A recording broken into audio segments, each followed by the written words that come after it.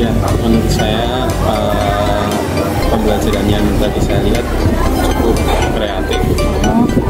Dari segi memotivasi siswa juga lebih bagus dan juga memiliki karakteristik yang lebih spesifik terkait dengan bagaimana anak itu bisa mengonstruk pengetahuannya. Dia bisa belajar tanpa harus menghafal, tapi dia bisa belajar dengan learning by doing. Jadi dia per pos dia bisa belajar tanpa tahu bahwa dia sedang belajar.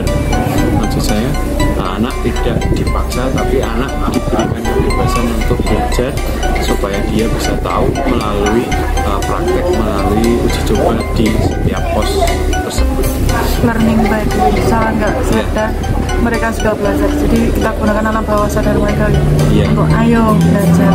Kalau untuk lintas mapel sendiri Pak, untuk TIK? Untuk lintas mapel sendiri saya kira bisa dipraktekkan.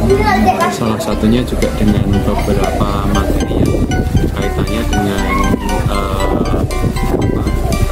matematika, misalnya mengenai bilangan biner.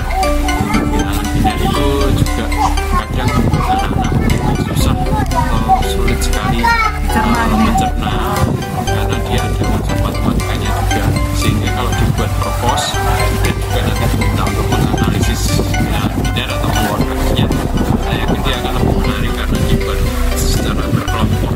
Karena selama ini yang saya lakukan itu hanya sistemnya by person by individu. Nah, by person atau individu ini memiliki kelemahan apabila ada yang paham tapi tidak semuanya bisa paham. Jadi yang bisa paham hanya 1-2 orang saja, belum semua. Jadi kita harapkan nanti ke depannya semua wapel bisa melakukan pembelajaran tidak cuma gratis, tapi juga inovatif, ada perubahan lah ya.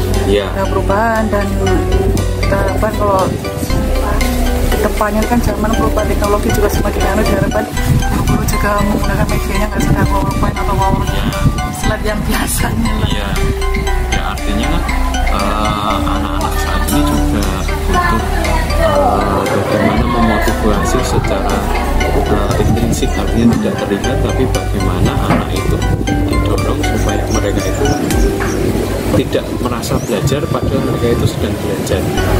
Jadi mereka itu secara enjoy, tidak merasa waktu itu lama. Jadi kadang ada anak yang merasa pelajaran itu hanya menghabiskan waktu yang lama.